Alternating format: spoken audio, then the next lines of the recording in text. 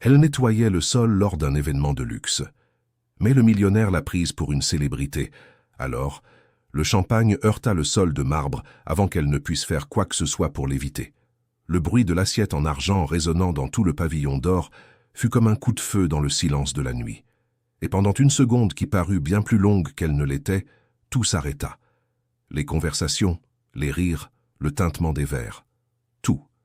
Léa tomba à genoux et commença à nettoyer le liquide doré qui se répandait sur le sol blanc, les doigts tremblants, le chiffon obéissant à peine. Son cœur martelait. Elle ne pouvait pas perdre cet emploi. Pas maintenant. Pas après tout ce qui s'était passé ces derniers mois. Chaque centime qu'elle gagnait avait une destination précise, et l'idée de rentrer à la maison sans salaire était plus effrayante que n'importe quel regard de jugement dans ce pavillon d'or. C'est alors que l'ombre apparut à côté d'elle. Une ombre longue, aux chaussures de ville cirées, s'arrêta à moins d'1 mètre. Léa ne leva pas les yeux immédiatement. Elle s'attendait à un avertissement ou à un signe lui indiquant de sortir par la porte de derrière sans causer plus de problème. Mais ce qui vint fut une voix calme, profonde, chargée de quelque chose qu'elle ne sut pas nommer sur le moment. « Inès, qu'est-ce que tu fais là par terre ?» Elle releva lentement le visage. Devant elle se tenait un homme d'âge moyen, aux cheveux gris sur les tempes, aux épaules larges dans un costume bleu nuit impeccable. Il la regardait avec une expression mêlée, moitié surprise, moitié soulagement, comme quelqu'un qui la cherchait depuis longtemps et ne s'attendait pas à la trouver là, à genoux, un chiffon à la main. Elle ouvrit la bouche. Le mauvais nom plana entre eux une seconde. Avant qu'elle ne parle, une femme surgit de nulle part, élégante, les cheveux bruns attachés et un sourire acéré qui n'atteignait pas les yeux. Elle prit le bras de l'homme avec familiarité et l'entraîna disant quelque chose à propos d'une réunion urgente à l'étage. Et en moins de 10 secondes, l'homme avait disparu, emporté par la femme, comme si Léa n'était qu'un détail de plus au sol. Mais avant de tourner au coin du pavillon d'or, il la regarda par-dessus son épaule. Léa resta là, à genoux, le chiffon à la main, et la question tournant dans sa tête. Qui était Inès? Madame Monique apparut 30 secondes plus tard, comme c'était toujours le cas quand quelque chose tournait mal. Elle était la responsable de l'équipe événementielle, une femme d'une 60aine d'années aux cheveux entièrement blancs, retenue en une tresse serrée, aux yeux sombres qui ne perdaient rien, et une présence qui occupait l'espace sans avoir besoin de beaucoup de volume. Elle regarda le sol mouillé, Léa, l'assiette cabossée, et fit un signe de tête. Termine et disparaît. « Vite », dit-elle simplement. Pas de sermon. Juste ce mot-là. Léa prit une profonde inspiration et retourna au travail. Elle avait 26 ans, les cheveux noirs attachés en chignon, un uniforme bleu marine avec un tablier blanc et un rouge à lèvres rouge qui était le seul luxe qu'elle s'accordait même les jours les plus difficiles. Elle travaillait pour cette entreprise d'événementiel depuis 3 mois. C'était le 2e emploi depuis que sa mère, Sandrine, était tombée malade au début de l'année. Ce n'était rien qui mette sa vie en danger, mais c'était un traitement coûteux et long, et l'argent filait à un rythme constant qui faisait peur. C'est pourquoi Léa avait mis de côté le cours qu'elle suivait le soir et tenait le coup comme elle le pouvait. Le pavillon d'or où elle travaillait était le plus imposant dans lequel elle ait jamais mis les pieds.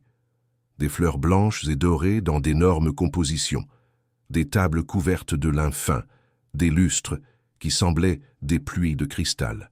C'était un événement privé, une liste restreinte, des invités triés sur le volet. Le genre d'endroit où elle ne mettrait normalement pas les pieds sans un tablier autour de la taille et un chiffon à la main. Elle finit de nettoyer le sol et alla à la cuisine chercher un autre plateau. C'est alors que Pauline, sa coéquipière, s'approcha, les yeux écarquillés. « Léa, tu sais qui est l'homme qui t'a arrêté là-bas au pavillon d'or ?»« Non. Adrien Beaumont, le propriétaire de tout ça. Cet événement est pour lui. » Léa sentit un filet froid lui descendre dans le cou. Elle avait donc renversé le champagne devant l'hôte de la soirée. « Et qui est Inès ?» demanda-t-elle, presque sans le vouloir. Pauline fit une mine étonnée. « Inès Morel, la chanteuse. Tu n'en as jamais entendu parler ? Elle devait venir ici en surprise ce soir, mais elle a annulé au dernier moment. On dit que c'est pour ça qu'Adrien était si renfermé depuis le début de la soirée. Léa acquiesça lentement et retourna dans le pavillon d'or avec le nouveau plateau. Mais quelque chose continuait de la tarauder. Inès Morel. Elle connaissait ce nom d'un endroit qu'elle n'arrivait pas à identifier, comme si sa mémoire essayait d'allumer une lumière qui n'arrivait pas encore à percer. La nuit avançait, l'événement se poursuivait, les invités buvaient et discutaient. L'équipe circulait parmi eux, comme si elle était invisible. Léa commençait à respirer plus librement quand un jeune homme en gilet noir s'approcha et lui dit à voix basse que M. Adrien souhaitait lui parler. Elle pensa à dire qu'il y avait une erreur, mais la façon dont il avait parlé, ferme et discrète, ne ressemblait pas à une invitation. C'était une requête qu'on ne refusait pas facilement. Elle suivit le jeune homme jusqu'à une petite pièce au fond du pavillon d'or, séparée de l'événement par une porte en bois sombre. La pièce avait des murs recouverts de panneaux clairs et une table ronde au centre. Adrien Beaumont était là, debout, un verre à la main qu'il avait à peine touché. Quand elle entra, il la regarda et quelque chose traversa son visage. Un éclair de confusion qu'il contrôla rapidement. « Désolé pour l'interruption, dit-il, mais j'avais besoin de vous parler. »« Monsieur, je crois que vous me confondez avec quelqu'un d'autre, » dit Léa, aussi directe qu'elle le put. « Je m'appelle Léa, je fais partie de l'équipe événementielle. » Adrien resta silencieux un instant, puis il dit « Je sais qui vous êtes. J'ai vu votre badge quand vous étiez par terre. » Elle cligna des yeux. « Mais il y a une chose intéressante, » poursuivit-il, en inclinant légèrement la tête. « Vous êtes pratiquement identique à Inès Morel. Ce n'est pas seulement l'apparence, c'est la façon dont vous vous déplacez, la façon dont vous occupez un espace. » Léa ne sut pas quoi répondre. C'est à ce moment que la porte s'ouvrit et que la femme élégante entra. Celle-là même qui avait emmené Adrien plus tôt. De près, elle était encore plus imposante, avec un regard qui évaluait tout en permanence et un sourire qui semblait toujours calculer quelque chose. « Adrien, nous devons retourner auprès des invités, » dit-elle. Puis elle posa les yeux sur Léa d'une façon qui dura plus longtemps que nécessaire. « Valérie, 1 minute, » dit Adrien. Valérie sortit sans ajouter un mot. Mais avant de fermer la porte, elle lança à Léa un long regard, de ceux qui n'ont pas besoin de mots pour mettre quelqu'un mal à l'aise. Adrien se tourna de nouveau vers elle. « Léa, je vais être direct. Inès devait venir ici ce soir pour un moment spécial. Sa présence faisait partie d'un projet que nous sommes en train de finaliser avec des partenaires importants. Sans elle, ce que nous avons planifié pendant des semaines n'arrive tout simplement pas. » Elle écouta en silence. « Mais ce qui m'intéresse maintenant, ce n'est pas ça, dit-il, et quelque chose changea dans sa voix. Ce qui m'intéresse, c'est de savoir d'où vous venez. » Elle ouvrit la bouche, mais il poursuivit avant qu'elle ne parle. « Je ne suis pas impertinent. C'est qu'il y a de nombreuses années, avant que tout cela n'existe, fit-il un geste vague vers le pavillon d'or et tout le bâtiment. Mon père avait une dette envers une famille, une dette qui n'a jamais été honorée comme elle aurait dû l'être.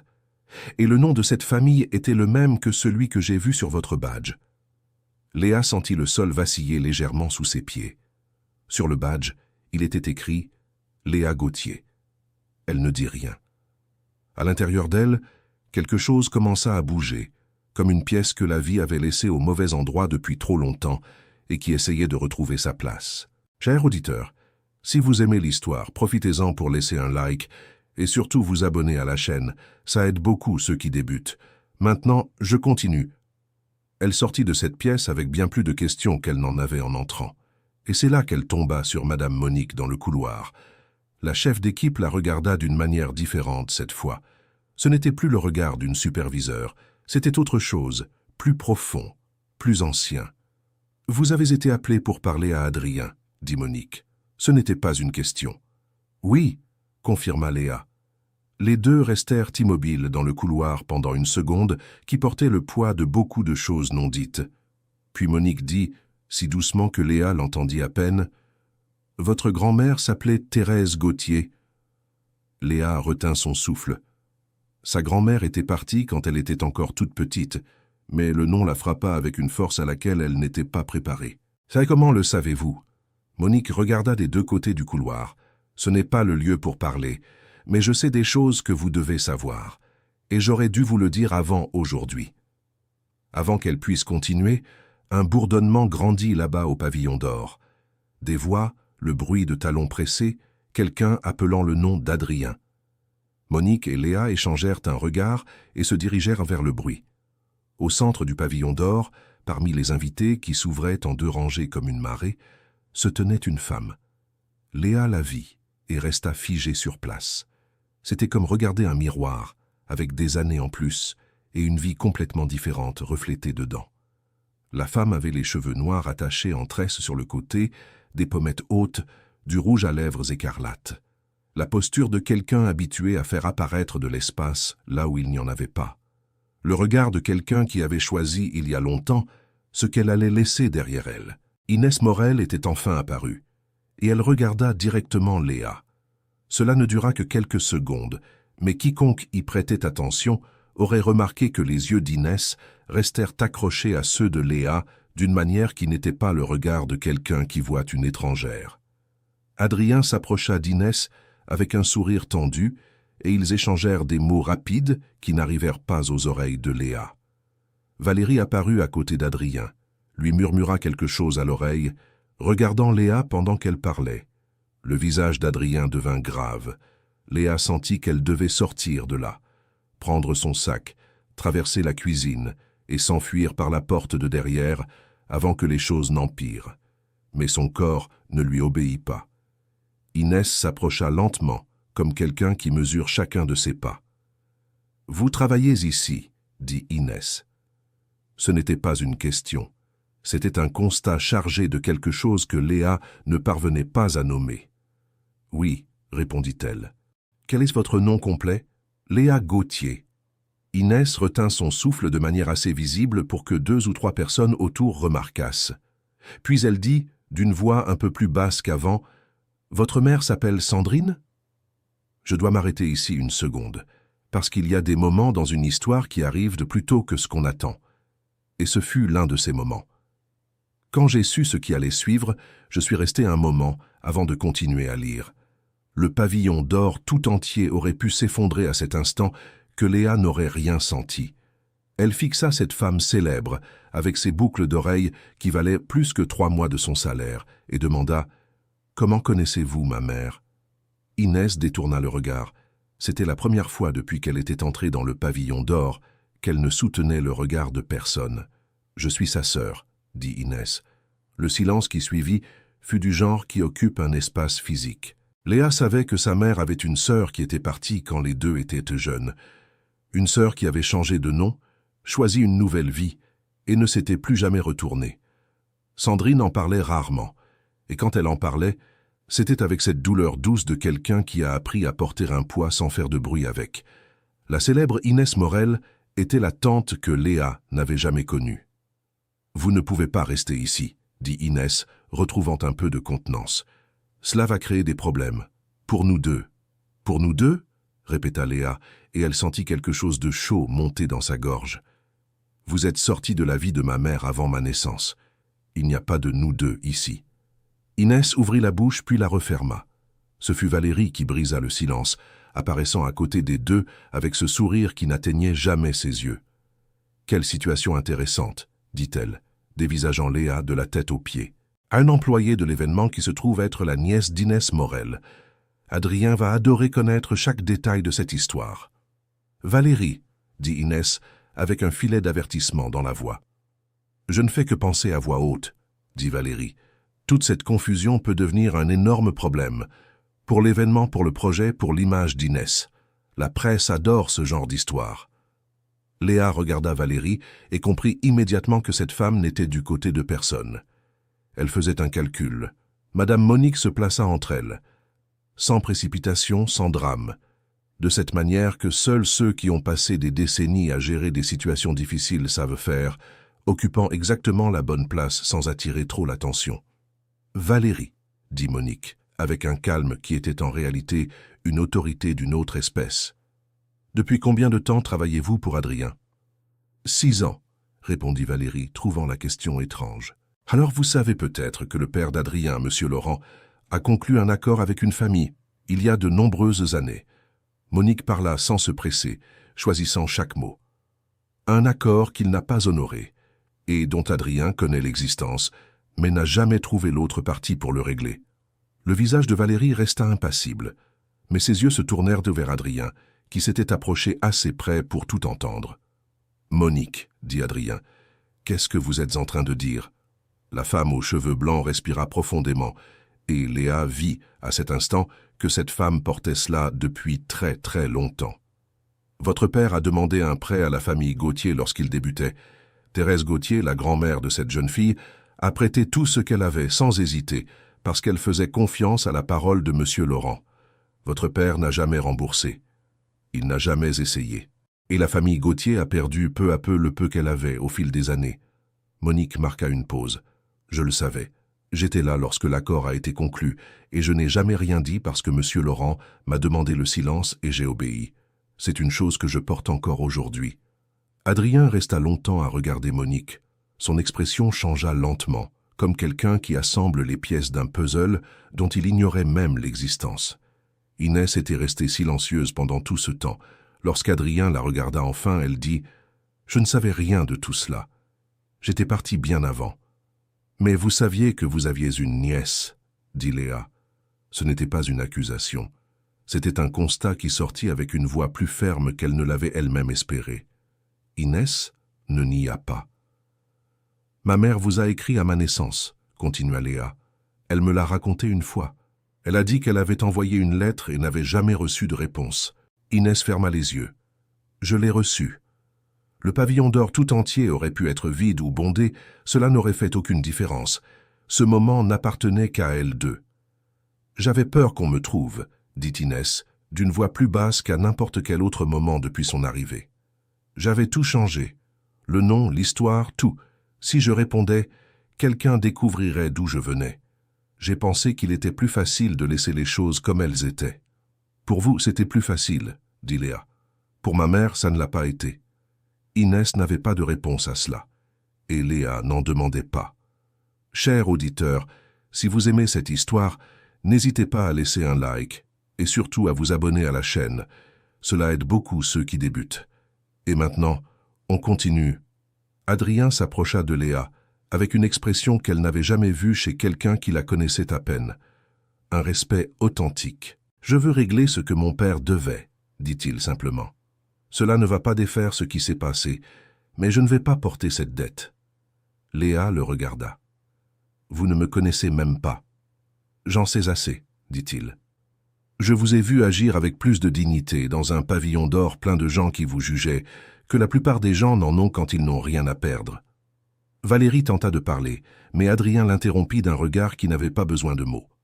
Plus tard, alors que l'événement touchait à sa fin et que les invités s'en allaient peu à peu, Léa ramassait les plateaux quand Inès revint. Sans le pavillon d'or bondé autour d'elle, sans le poids de tant de regards, elle semblait plus petite. Pas dans le mauvais sens, juste plus humaine. Comme si l'armure qu'elle portait en permanence s'était un peu desserrée, là, à ses côtés. « Comment va-t-elle » demanda Inès, et Léa comprit qu'elle parlait de sa mère. « Elle suit un traitement, dit-elle. Elle ira bien. » Inès acquiesça. Elle resta un instant silencieuse, les yeux perdus dans un ailleurs qui n'était pas ce pavillon d'or. Puis elle sortit une carte de son sac et la mit dans la main de Léa. « Si un jour elle veut me parler, si elle le veut. Elle n'y est pas obligée. » Léa regarda la carte. Elle la glissa dans la poche de son tablier, à côté du chiffon de nettoyage, sans dire ni oui ni non. Quand elle quitta l'événement au petit matin, l'air frais lui frappa le visage comme un soulagement qui l'attendait depuis que le champagne avait touché le sol. Elle marcha lentement jusqu'à l'arrêt de bus, son sac à l'épaule, les pieds endoloris dans des chaussures qui en avaient déjà trop vu. Dans le bus vide, elle resta à regarder par les fenêtres les lumières de la ville défiler. Elle pensa à sa mère, qui dormait à ce moment-là sans avoir la moindre idée de ce qui s'était passé. Elle pensa à Monique, qui avait porté un secret pendant des décennies et qui, cette nuit-là, l'avait enfin lâché, comme on dépose un fardeau devenu trop lourd pour un seul corps. Elle pensa à Inès, qui avait choisi toute une vie de distance et qui maintenant, à la fin, commençait à comprendre le prix que ce genre de choix fait payer, qu'il fait toujours payer, d'une façon ou d'une autre. et elle pensa à Adrien Beaumont, qui, 2 jours plus tard, la contacta par l'intermédiaire de l'agence événementielle et lui fit une proposition directe. Il voulait financer la formation qu'elle avait interrompue et il offrait aussi un véritable poste dans l'organisation de son groupe événementiel avec un contrat signé et des perspectives d'évolution. Ce n'était pas un geste dicté par la culpabilité ni par la pitié. C'était le début d'un règlement qui aurait dû se faire bien plus tôt, quand la dette était encore fraîche. Elle accepta. Non sans y avoir beaucoup réfléchi, mais elle accepta. Sandrine apprit toute l'histoire par fragments, avec précaution au fil de quelques jours. Léa raconta petit à petit, observant le visage de sa mère, tandis que les pièces s'assemblaient. Le jour où elle lui montra la carte de sa sœur, Sandrine resta silencieuse un long moment, tenant ce bout de papier des 2 mains, comme si elle pouvait mesurer tout ce qu'il représentait. Léa ne la pressa pas, sa mère non plus. Mais 3 semaines plus tard, un samedi après-midi, où le soleil entrait par la fenêtre de leur toute petite cuisine, Sandrine prit le téléphone et composa le numéro inscrit sur la carte. De sa chambre, Léa entendit la voix de sa mère dire, avec cette voix de quelqu'un qui ne sait pas si elle va tenir jusqu'au bout de la phrase « Inès, c'est moi ». Et elle ferma doucement la porte pour que sa mère ait ce moment rien qu'à elle. Parfois, la vie fait payer ce qu'on n'a pas voulu payer avant. Et parfois, la facture arrive au bon endroit, au bon moment, de la façon la plus inattendue du monde. Cette nuit-là, alors que Léa était à genoux dans un pavillon d'or en marbre, nettoyant le champagne qu'elle avait renversé, elle ne savait pas qu'elle était sur le point de dénouer un nœud qui avait lié 3 générations de sa famille. Tout ce qu'elle voulait, c'était ne pas perdre son emploi. C'était sa seule pensée. Et la vie, qui est parfois plus sage que nous, utilisa précisément ce petit moment, ce faux pas involontaire, pour montrer ce qui devait être vu. La vie a une façon de faire ça, de transformer le moment où l'on a le plus envie de disparaître en celui où tout commence à changer. Fin de l'histoire. Et voilà, c'est tout. Cette histoire m'a prise d'une manière que je n'avais pas prévue quand j'ai commencé à lire. Il y a quelque chose dans cette image d'une personne à genoux au sol, les yeux levés, qui en dit long sur le fait que la dignité ne dépend pas de l'endroit où l'on se trouve, mais de la façon dont on s'y tient. Laissez dans les commentaires ce que vous en avez pensé et d'où vous regardez en ce moment. Pensez-vous que Léa a bien fait d'accepter la proposition d'Adrien? Et Sandrine, croyez-vous qu'elle a eu le courage de passer cet appel? Nous adorerions lire votre avis. Merci beaucoup pour votre compagnie jusqu'ici. N'oubliez pas le like et le plus important de tout, abonnez-vous à la chaîne pour ne pas rater les prochaines histoires.